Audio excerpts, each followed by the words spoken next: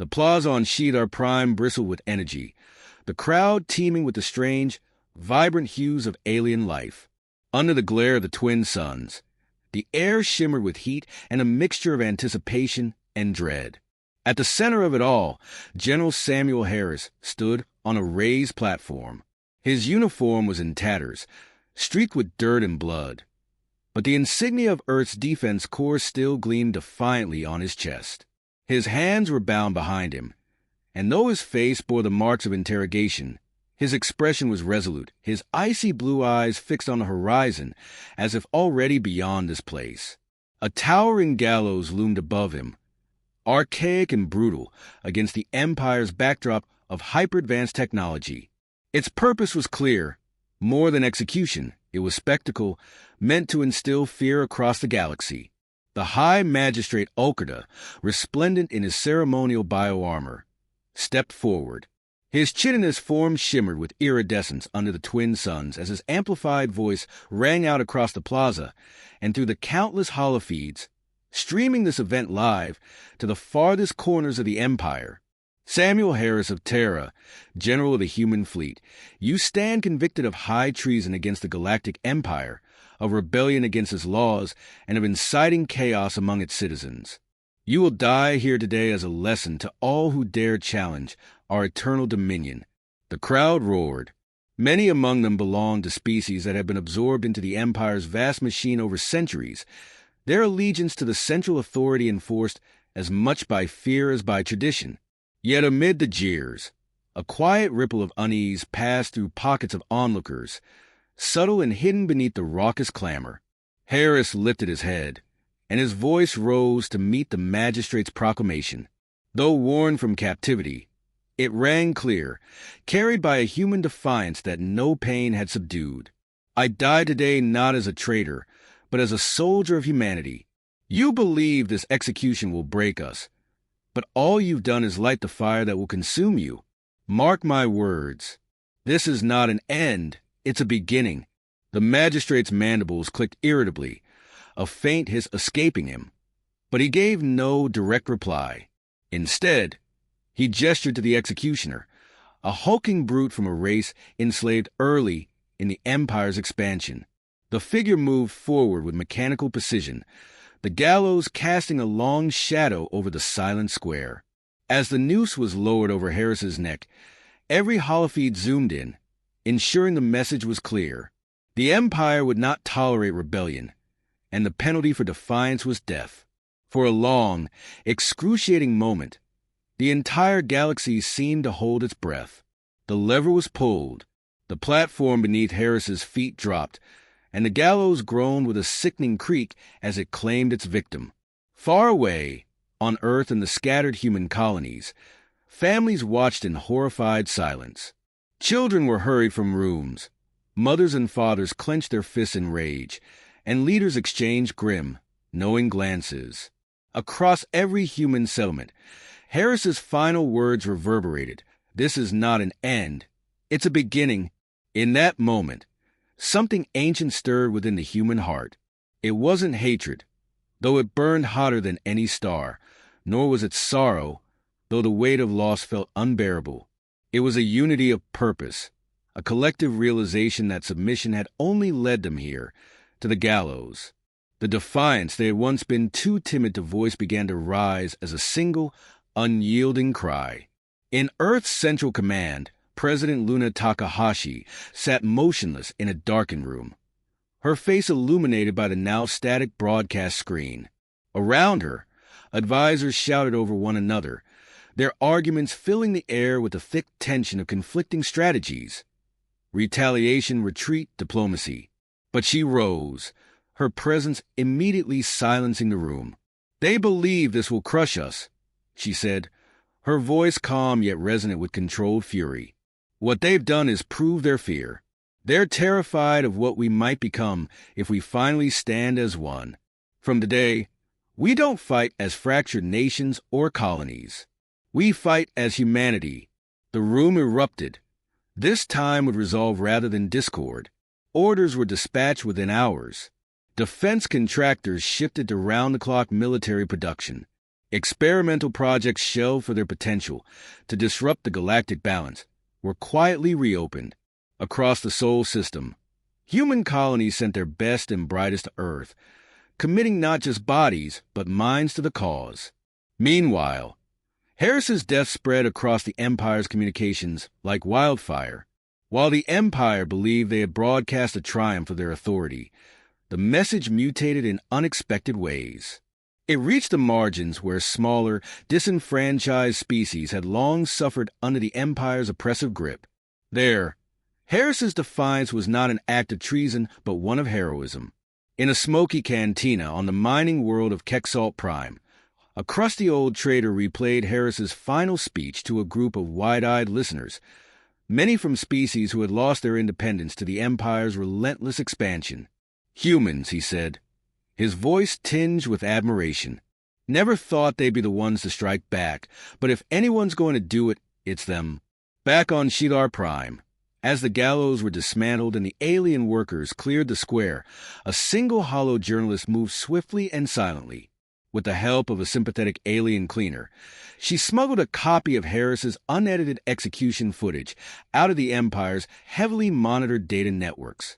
Hours later, the unfiltered broadcast began to appear on underground channels, carrying the full weight of Harris's final words to those who had only seen the Empire's sanitized version. By the time the Empire's censors moved to contain it, the message had already spread. It was a message not of submission, but rebellion, a beacon igniting a conflict that would forever alter the galaxy's balance of power. The death of General Samuel Harris rippled through humanity like a planetary quake, shattering the fragile facade of complacency. On Earth, a long-divided world found an unfamiliar sense of unity. In orbit above, hidden within the skeletons of abandoned defense stations, humanity's slumbering arsenal stirred. A storm of industry and purpose swept across every human settlement in the galaxy. War was coming, and it would no longer be fought in defiance alone. It would be waged for survival. At the heart of this awakening stood President Luna Takahashi, who, overnight, had become the face of humanity's defiance. Known once for her calm diplomacy, the events on Shilar Prime had burned away every hesitation within her. She now addressed the world from a reinforced chamber beneath Earth's northern pole, her holographic image cast across every human settlement.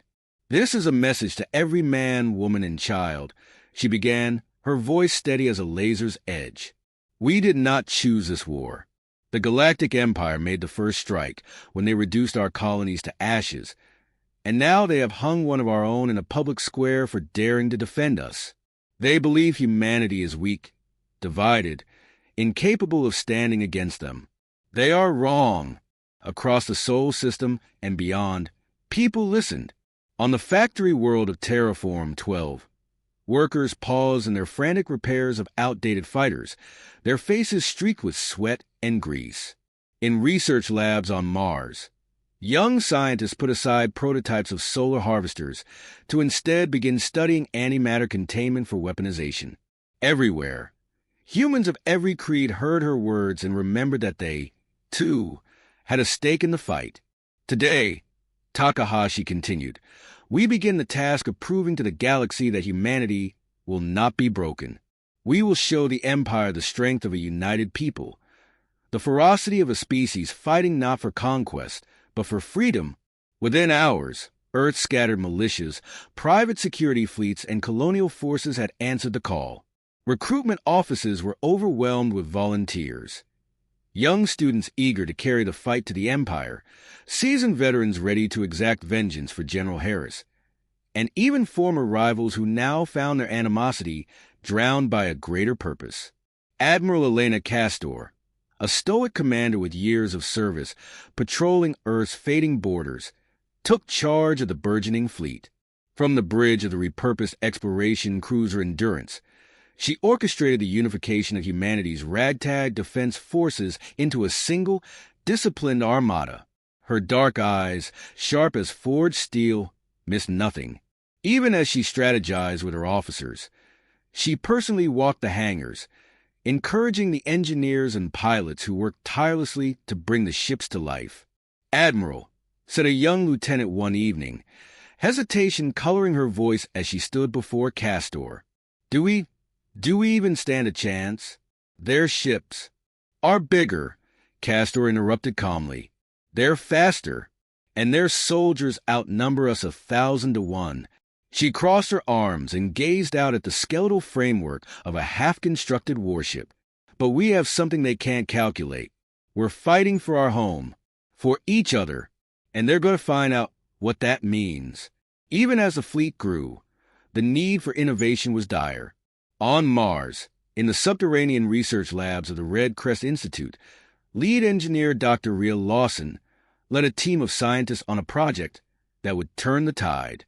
Lawson, a wiry figure with perpetually tousled hair and a mind as sharp as her temper, had been the first to propose the deployment of a new type of stealth drive. Using her initial prototype, the scientists and engineers worked day and night, refining a system capable of masking entire ships from the Empire sensors. This isn't about beating them on the battlefield, Lawson told her exhausted team during one of many sleepless nights. This is about outsmarting them. For every human life we save, they lose an inch of power.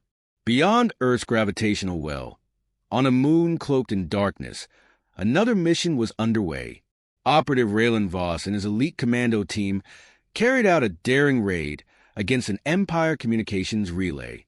Blending stealth and precision, they hacked into the system, stealing critical data on the Empire's fleet deployments and supply routes. Voss, scarred and unsmiling, delivered his report directly to Admiral Castor. This confirms it, he said, dropping a hollow chip onto her console. They're spreading thin, occupying every world they can, but with long lines to support their forces. We use this. We strike fast and cut deep. Make them bleed for once. On Earth, humanity's preparations reached fever pitch. Factories ran without pause, hammering out armaments for a war no one had predicted, but everyone now embraced. Children sketched General Harris's final stand on their school slates. Their heroes no longer distant myths, but a reality they could almost touch. Propaganda, art, and music fueled a cultural renaissance of resistance. When the first of the refitted human warships lifted from Earth's surface and disappeared into orbit, it carried more than weapons. It carried the weight of humanity's determination. People cheered as the words for General Harris blazed across its hull, broadcast to every human colony and into Empire-controlled sectors. A defiant message to their oppressors. Inside the Endurance, Admiral Castor stood on the command bridge as the final ship fell into formation. Her officers watched her expectantly, their eyes reflecting a mix of fear and fierce resolve. She gave a small nod, her voice even. Take us out. It's time the Empire learned who they're dealing with. As the fleet surged into the void, carrying with it Earth's fragile but indomitable hope, the battle for survival began. The silence of space shattered as the first human fleet, sleek and bristling with hastily augmented weaponry, emerged from the shadow of a dead moon near the Tarval sector. Admiral Elena Castor stood tall on the bridge of the Endurance, her gaze fixed on the forward display. Beyond, the glittering sprawl of an Imperial supplies station loomed, its myriad of docking arms swarming with transport ships that carried critical resources to the Empire's fleets. Status report, Castor barked, her voice cutting through the tense hum of the bridge. All ships in position, came the reply from Commander Jao Renzo, her second-in-command. Defenses minimal. Looks like they weren't expecting company. Castor's lips curled into the faintest smile. They won't see it coming. Begin the assault. The order triggered a symphony of coordinated movement. Human ships surged forward, their experimental stealth drives disengaging only as the first salvo of missiles streaked toward the station. Explosions rippled across the outpost, tearing through its shielding and sending fire spiraling into the void. Imperial patrol ships scrambled in disarray, caught off guard by the sudden attack. Within moments, enemy interceptors swarmed toward the human fleet. Castor's calm demeanor never wavered as the tactical display flickered with warnings. "Hold the line," she said, her voice steady, steel threading her every word. Across the fleet, pilots met the Empire's assault head-on. Lieutenant Myra Solon, a young but fiercely skilled fighter pilot, led her squadron into the fray. Her nimble ship danced through the chaos, dodging enemy fire with precision. "Don't get cocky," she called out to her wingmates as she landed a direct hit on an approaching enemy craft. "We're not here to play heroes. Stay sharp and keep each other alive." While the battle raged, covert teams aboard specialized shuttles infiltrated the station. Operative Raylan Voss led one such team, his blaster drawn as they cut through the thin resistance inside. "Remember," he reminded his crew, his voice low but firm, "we need those supply manifests. Every ship they lose today buys us time for tomorrow, through narrow corridors of metal and light."